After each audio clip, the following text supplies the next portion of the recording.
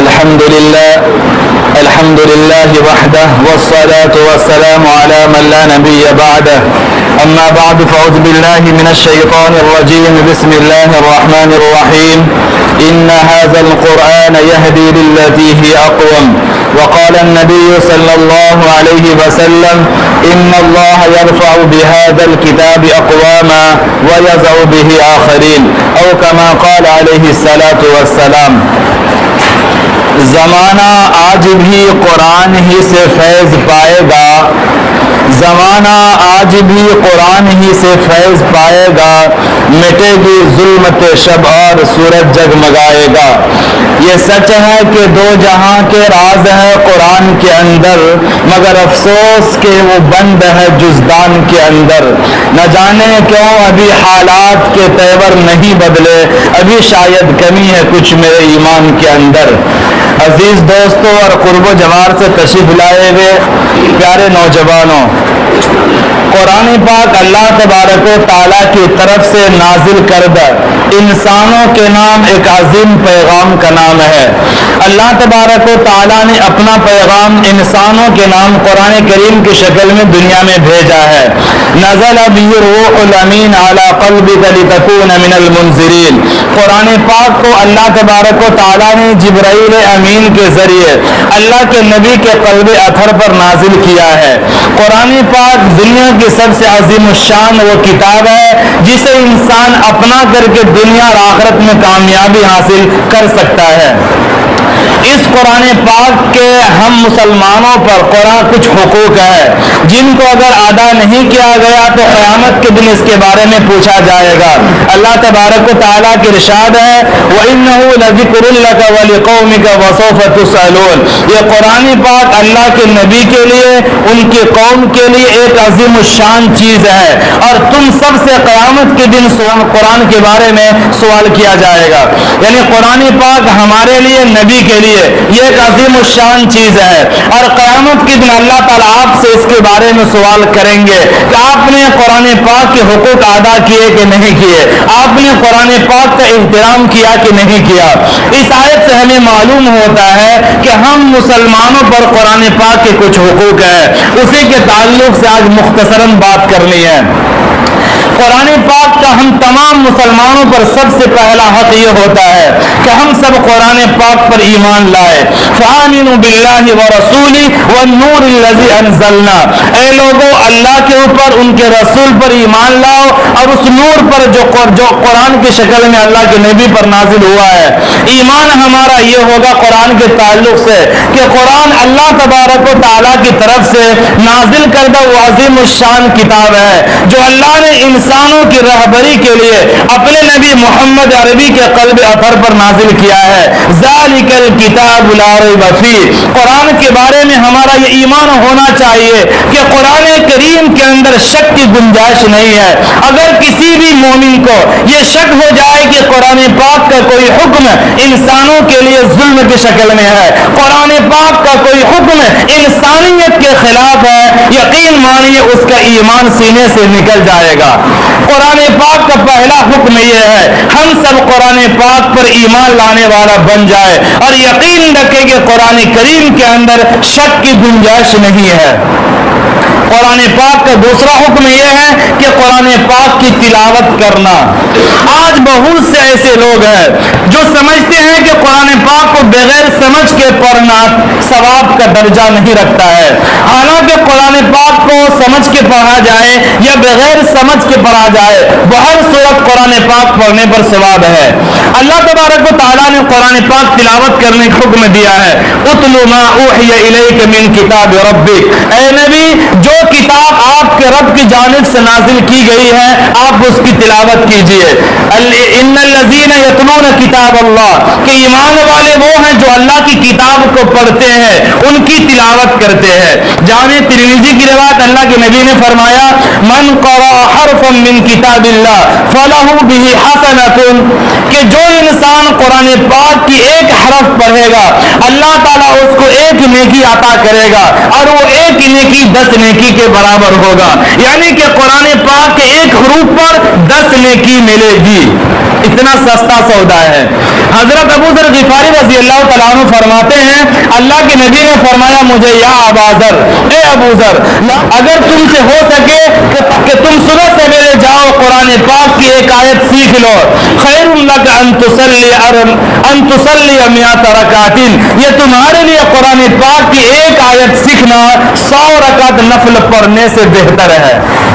کبھی ہم لوگوں نے سوچا قرآن پاک کی ایک آیت کا سیکھ لینا 100 رکعت نفل پڑھنے سے بہتر ہے، اور قرآن پاک کی ایک حروف پڑھنے پر 10 نیکی اللہ تبارک و تعالیٰ کی طرف سے ملتی ہے۔ یہ ہے قرآن پاک کا پڑھنا۔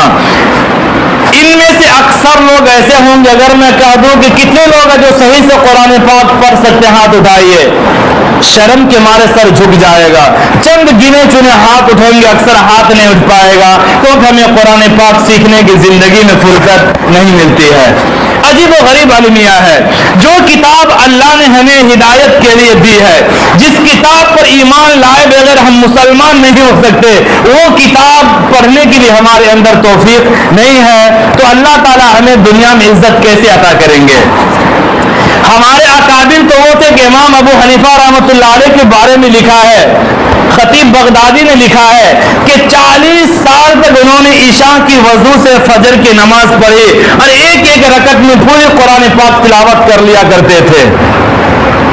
امام ابن تیمیہ رحمۃ اللہ علیہ کے بارے میں لکھا ہے انہوں نے جیل کے اندر 60 مرتبہ قرآن پاک کا دور کیا ہے، پورا قرآن پاک مکمل 60 مرتبہ جیل کے اندر ختم کیا ہے۔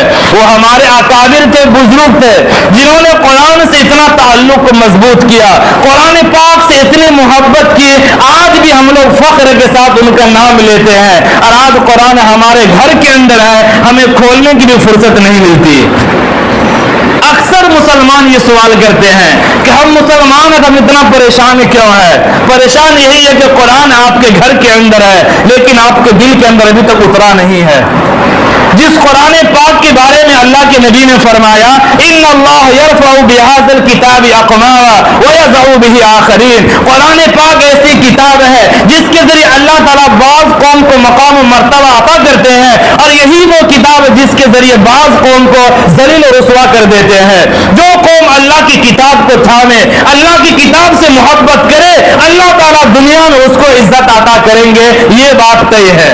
میں بات کر رہا تھا کہ قرآن پاک کا دوسرا حق یہ ہے کہ ہم سب اس کو دیکھ کر تلاوت کرنے والے بن جائے۔ ہم میں سے جتنے لوگ ابھی یہاں پہ ہیں یا کسی بھی سماج میں 3 طرح کے لوگ ہوتے ہیں۔ ایک وہ لوگ ہیں جن کی عمر 40 سے اوپر گزر گئی، ایک وہ لوگ ہیں جن کی عمر 20 اور 40 کے درمیان ہے، ایک وہ ہے جن کی عمر 20 سے کم ہے۔ 3 طبقات کے لوگ سماج میں پائے جاتے ہیں۔ اگر میں سب سے پہلے ان لوگوں کو کہوں جن کی عمر 40 سے اوپر ہے کہ آپ قرآن پاک کیوں نہیں پڑھتے، آپ قرآن پاک سیکھنے کی ہمت کیوں نہیں کرتے، وہ کہیں گے مولوی صاحب میری زبان بھاری ہو چکی ہے، میرے زبان کے اوپر حرف نہیں آ پاتا ہے، میرے لیے سیکھنا بہت مشکل ہے، اس لیے ہم نہیں سیکھ سکتے۔ میرے عزیزوں، میں آپ کو تاریخ کا وہ دن یاد کراتا ہوں، اللہ کے نبی صلی اللہ علیہ وسلم کے اوپر جب حضرت جبرائیل وحی لے کر کے آئے اور قرآن پاک کی پہلی وحی آئی اقرأ بسم ربک الذی خلق، تاریخ میں لکھا ہے اس وقت اللہ کے نبی کی عمر 40 سال 6 مہینہ کچھ دن تھے۔ ہمارے نبی 40 سال میں قرآن سیکھ سکتے ہیں، اگر ہم ہمت کریں گے کیوں نہیں سیکھ پائیں گے؟ یہ ایک بہانہ ہے، جب ہمارے نبی 40 سال میں قرآن سیکھ سکتے ہیں پھر ہم لوگ کیوں نہیں سیکھ سکتے؟ میں تو آپ لوگوں کو ایک بشارت دے دیتا ہوں، خوشخبری، کہ جو ان کی عمر 40 سال سے اوپر ہے اگر وہ محنت کریں گے، سنگھرش کریں گے اور قرآن پاک سیکھیں گے، اللہ آپ کو 2 ثواب عطا کرے گا، ایک تو قرآن پاک سیکھنے کا ثواب، ایک اللہ کے نبی کی سنت زندہ کرنے کا ثواب۔ ہمت کریں گے سب کام آسان ہے۔ اللہ تعالیٰ کے ارشاد ہے سورہ عنکبوت کی آخری آیت ہے والذین جاہدوا فینا لنہدینہم سبلنا، جو لوگ ہمارے راستے میں کوشش کرتے ہیں، ہمارے دین میں کوشش کرتے ہیں، ہم ان کے لیے راستہ کھول دیتے ہیں، ہم انہیں منزل تک پہنچا دیتے ہیں۔ اگر آپ کی عمر اگرچہ 40 سے زیادہ ہے، بظاہر آپ کو لگتا ہے کہ زبان بھاری ہے، لیکن آپ کوشش کریں گے اللہ آپ کے لیے راستہ آسان کر دے گا۔ تو انشاءاللہ سیکھنے کی کوشش کریں گے۔ دوسرے وہ لوگ ہیں جن کی عمر 20 اور 40 کے درمیان ہے جسے ہم اپنے زبان میں نوجوان کہتے ہیں۔ یاد رکھیے جوان سماج کی ریڑھ کی ہڈی ہوتی ہے۔ ہر ایک زمانے میں اسلام کو عروج پر پہنچانے والا نوجوان ہوا کرتا ہے۔ ہندوستان کے اندر جس نے سب سے پہلے اسلام کا جھنڈا لا کر کے گاڑا وہ محمد بن قاسم، اس کی عمر تو 20 سے بھی کم 18 سال تھی۔ اندلس کے اندر عیسائی کی گود میں جس نے اسلام کا جھنڈا لہرایا وہ طارق بن زیاد، اس کی عمر 25 سال تھی۔ ہر ایک دور کی اگر آپ تاریخ پڑھیں گے جب بھی اسلام کو ترقی ملی ہے اور جب بھی اسلام عروج پر آیا ہے اس زمانے کے نوجوانوں نے اپنا کردار ادا کیا ہے۔ آج کے عجیب و غریب نوجوان اللہ حفاظت فرمائے، جوانی کے ایسا نشہ چڑھا ہوا ہے وہ شریعت کے خلاف سب کام کرنے کو تیار ہو جائیں گے لیکن شریعت کے مطابق ایک دن بھی گزارنے کو تیار نہیں ہوں گے۔ حالانکہ اللہ کے نبی نے فرمایا، ایک بشارت بھی ہے، حدیث پاک کے اندر آتا ہے وہ شاب نشأ فی عبادت ربہ، ایک ایسا نوجوان جو اپنی جوانی اللہ کے مطابق گزار دے، جو اپنی جوانی شریعت کے مطابق گزار دے، اگر اس طرح اس کی موت آگے دنیا سے چلا گیا، قیامت کے دن جب سورج سب کے انسانوں کے سر کے اوپر ہوگا، ہر ایک انسان دھوپ میں چلا رہے ہوں گے، دھوپ کے اندر پریشان ہوں گے، جل رہے ہوں گے، ایسے وقت میں اللہ تعالیٰ اس جوان کو عرش کے سائے میں جگہ عطا کرے گا کہ اس دن عرش کے علاوہ کوئی سایہ نہیں ہوگا۔ تو جوانوں کے لیے تو بہت بڑی خوشخبری ہے، مٹا دے اپنی ہستی کو اگر کچھ مرتبہ چاہو کہ دانا خاک میں مل کر گل و گلزار ہوتا ہے۔ ہم لوگ کے کھیتی باڑی کرتے ہیں، جو کسان ہے وہ جانتے ہوں گے، ایک گیہوں کو دانا کو کھیت کے اندر ڈالتے ہیں، وہ گیہوں کا دانا زمین میں جا کے سڑ جاتا ہے، گل جاتا ہے، اس کے بعد ایک نیا پودا لے کر کے باہر نکلتا ہے۔ جوانی کو اللہ کی ضیاعت میں مٹا دیں گے، دین کے خدمت میں مٹا دیں گے، اللہ تعالیٰ اس کے بعد ایسی عزت عطا کرے گا کہ آپ سوچ بھی نہیں سکتے۔ تو جوان بھی اگر ہمت کرے ان کے لیے قرآن سیکھنا کوئی مشکل کام نہیں ہے۔ ماں کی پیٹ سے کوئی بھی دنیا میں کچھ سیکھ کے نہیں آتا ہے، 5-10 سال محنت کرتے ہیں، پھر جا کر کے انسان ڈاکٹر بنتا ہے، ایک جا کر کے انجینئر بنتا ہے، ایک جا کر کے پروفیسر بنتا ہے، یہ جا کر کے میکینک والا کام سیکھ لیتا ہے۔ یعنی 10-12 سال ہم محنت کر سکتے ہیں، کمپیوٹر سیکھنے کے لیے 3-4 سال لگا سکتے ہیں، رب کا نازل کر دو قرآن کو سیکھنے کے لیے ہم دن میں 1 گھنٹہ بھی نہیں دے سکتے۔ ذرا سوچیں کتنے افسوس کی بات ہے۔ کبھی کبھی سوچنا چاہیے تنہائی میں بیٹھ کے ہم زندگی میں کیا کر رہے ہیں، اور مر جائیں گے تو دنیا آخرت میں کون بچانے کے لیے آ جائے گا۔ تو سماج کا ایک دوسرا طبقہ جن کی عمر 20 سے اوپر ہے اور 40 سے کم ہے، اگر یہ لوگ قرآن پاک سیکھیں گے اسے بھی 2 طرح کا ثواب ملے گا۔ ایک تو وہ ثواب جو قرآن کریم سیکھ رہا ہے، اور ایک ثواب اصحاب صفا کی سنت زندہ کرنے کا۔ اللہ کے نبی جب قرآن پاک اللہ کے نبی پر نازل ہوا اور اللہ کے نبی نے صحابہ کو تعلیم دینا شروع کیا، اصحاب صفا میں جو صحابہ کرام پڑھنے والے تھے ان میں اکثر کی عمر 20 سے اوپر 40 سے کم تھی، تو صحابہ کرام کی سنت بھی زندہ ہو جائے گی۔ اور سماج کا ایک معصوم طبقہ ہے جس کو ہم بچہ کہتے ہیں، جب وہ ہوش سنبھال لے تو یاد رکھیے زندگی میں پہلی فرصت میں اس بچے کو آپ قرآن کریم کی تعلیم کے لیے بھیج دیجئے۔ ہوتا یہ ہے کہ بچے ہوش سنبھالتے ہیں، سمجھ بوجھ آگے اٹھا کر کے انگلش اسکول میں ڈال دیتے ہیں اور اسی وقت سے رکھنا شروع کرتا ہے DOG ڈوگ ڈوگ مارا کتا، وہ پوری زندگی کتا کتا رکھتا رہے گا، پوری زندگی کتے کی طرح زندگی گزر جاتی ہے۔ ایک معصوم بچے کے دل سادہ کاغذ ہوتا ہے، سادہ کاغذ میں جو لکھیں گے وہ لکھا چلا جائے گا، جب کاغذ مکمل ہو جائے پھر کتنے یہ قیمتی تحریر لکھیں گے وہ نظر نہیں آئے گی۔ ایک معصوم بچے کے دل سادہ کاغذ کی طرح ہے، شروع میں اگر اللہ اور رسول کا نام اس دل پر نقش ہو گیا پوری زندگی اللہ کی یاد میں زندگی گزارے گا، اللہ کی محبت میں زندگی گزارے گا۔ اس لیے طے کیجئے یہ اولاد بہت بڑی اللہ کی عظیم نعمت ہے، لیکن یاد رکھیے اس کی ذمہ داری بھی بہت بڑی ہے۔ آپ اپنی اولاد کو قرآن پاک کی تعلیم دیجئے، اس کو حافظ بنائیے، کم سے کم اس کو حافظ بنا کر کے پھر اسکول کالج میں ڈال دیجئے۔ حدیث پاک میں آتا ہے، حاکم کی روایت ہے، اللہ کے نبی نے فرمایا من قرأ القرآن وتعلمه وعمل به، جس انسان نے قرآن پاک پڑھا، اس کو سیکھا، اس پر عمل کیا، البس یوم القیامت تاجا من نور ضوءه مثل ضوء الشمس، ایسے انسان کو اللہ تعالی قیامت کے دن ایک ایسا تاج پہنائے گا جس کی روشنی سورج کی روشنی سے کہیں زیادہ ہوگی۔ وَيُكْسَى وَالِدَيْهِ حُلَّتَانِ، اور اس حافظ قرآن کے ماں باپ کو اللہ تعالیٰ دو جوڑے پہنائیں گے، دو لباس پہنائیں گے، لا يقوم بهما الدنیا، دنیا کی کوئی بھی دولت اس جوڑے کا مقابلہ نہیں کر سکتی۔ جب ایک حافظ قرآن کے ماں کو یہ مقام و مرتبہ دیا جائے گا، ایسے وقت میں جب قیامت میں سب نفسا نفسی کے عالم میں ہوں گے، اپنی اپنی فکر میں ہوں گے، ایسے وقت میں ایک حافظ قرآن کے ماں کو یہ ماں باپ کو یہ مرتبہ ملے گا تو ان کے ماں باپ اللہ تعالیٰ سے سوال کریں گے، فَيَقُولَانِ بِمَا كُسِينَا هَذَا، اے اللہ ہمیں اتنی عزت کیوں دی جا رہی ہے، ہمیں اتنی قیمتی جوڑا کیوں پہنایا جا رہا ہے؟ اللہ تعالیٰ کہیں گے بِأَخْذِ وَلَدِكُمُ الْقُرْآنَ، اس لیے کہ تمہارے بیٹے نے قرآن کریم کو سینے میں محفوظ کیا تھا۔ اللہ، کسی بھی ڈاکٹر پروفیسر کو اللہ عزت قیامت کے دن دینے والے نہیں ہے۔ ہم جس ڈاکٹری کے پیچھے اپنی اولاد کو لگا دیتے ہیں وہ اولاد آخرت میں کام آنے والی چیز نہیں ہے۔ یاد رکھیے، دنیا میں سب کام کیجئے، پہلے اولاد کو قرآن پاک کی تعلیم دیجئے تاکہ اگر آپ کا جنازہ اٹھے کم سے کم وہ آپ کے اولاد آپ کی نماز جنازہ پڑھانے کے تو قابل ہو جائے۔ بہت سارے ایسے بچے دیکھیں گے آپ، باپ کا جنازہ رکھا ہوا ہے، نماز جنازہ کی تیاری ہو رہی ہے اور بیٹا کنارے میں کھڑا ہے، اسے کہا جا رہا ہے کہ اب نماز جنازہ کیوں نہیں پڑھتے، آپ کے باپ کا جنازہ ہے، وہ بیٹا کہے گا مجھے نماز جنازہ پڑھنا بھی نہیں آتا۔ کیسی محبت! اگر اولاد کو اتنی بھی تعلیم نہیں دے پائیں گے، آپ کیا اس اولاد کو امید رکھتے ہیں کہ مرنے کے بعد وہ آپ کو ثواب پہنچائے گا، ایصال ثواب کا کام کرے گا؟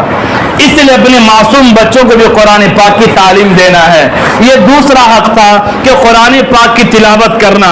جو بوڑھے ہیں اگر کوشش کریں گے اس کے لیے بھی کوئی مشکل کی چیز نہیں ہے۔ قرآن پاک ایک بہت ہی بابرکت کتاب ہے۔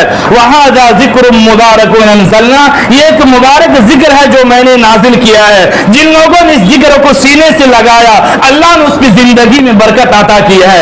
آج ہم ہمارے گھر کے اندر قرآن رکھا ہوا ہے، طاقوں میں سجا ہوا، سال گزر جاتا ہے، قرآن پاک کھولنے کی نوبت نہیں آتی ہے۔ اللہ تبارک و تعالیٰ نے سورہ 16 پارے میں بہت سخت دھمکی دی ہے کہ جو لوگ میرے قرآن پاک سے اعراض کرتے ہیں، میرے قرآن پاک سے روگردانی کرتے ہیں، میں اس کے لیے معیشت کو دنیا میں تنگ کر کے رکھ دوں گا۔ من اعرض عن ذکری فإن له معیشتا ضنکا، جو انسان میرے قرآن سے اعراض کرے گا میں اس کی معیشت کو دنیا میں تنگ کر کے رکھ دوں گا۔ آج دنیا کی ساری سہولتیں ہیں لیکن دل کے اندر چین و سکون نہیں ہے۔ ایک پریشانی ختم ہوتی ہے دوسری پریشانی سر پر کھڑی ہو جاتی ہے، اس لیے کہ ہم نے اللہ کے خلاف قدم اٹھایا ہے اور اللہ نے ہمیں تنبیہ کیا ہے جو بھی انسان میرے قرآن سے اعراض کرے گا میں اس کی دنیا کی زندگی تنگ کر کے رکھ دوں گا۔ تو آپ کو سکون کہاں ملے گا؟ نہ جہاں کہیں میں امان ملی، جو امان ملی تو کہاں ملی؟ میرے جرم خانہ خراب کو تیرے عفو بند نواز میں اگر سکون چاہیے تو قرآن کریم کو اپنا لیجئے۔ ان ھذا القرآن یہدی للتی ہی اقوم، قرآن پاک وہ واحد کتاب ہے جو انسان کو سیدھے راستے کی رہنمائی کرتا ہے۔ لیکن بہت افسوس ہوتا ہے کہ سماج کے اندر جتنے بھی لوگ ہیں 1-2% بھی ایسے نہیں ہیں جو قرآن پاک کو دیکھ کر پڑھنے والے بنے، اور ہم اس امید میں کہ اللہ تعالیٰ ہمیں حکومت عطا کر دیں گے۔ یہ ایسی خواب ہے جس کی کوئی تعبیر نہیں ہے۔ دنیا میں عزت چاہتے ہیں، سکون چاہتے ہیں تو قرآن کریم کو اپنائیے۔ کم سے کم دن میں 1 گھنٹہ خاص کیجئے، کسی مسجد کے امام کے پاس جا کر، کسی حافظ جی اور کسی مفتی صاحب کے دہلیز پر جا کر اپنا وقت دیجئے تاکہ آپ کی موت اس حال میں آئے کم سے کم آپ قرآن پاک کو دیکھ کر پڑھنے والے بن جائے۔ انشاءاللہ سیکھنے کی کوشش کریں گے انشاءاللہ۔ ابھی قرآن پاک کے 3 حقوق انشاءاللہ آئندہ ہفتے بیان کروں گا۔ اللہ تبارک و تعالی ہم تمام لوگوں کو قرآن کریم سیکھنے اور سکھانے کی توفیق عطا فرمائے۔ وآخر الدعوانا ان الحمد للہ رب العالمین۔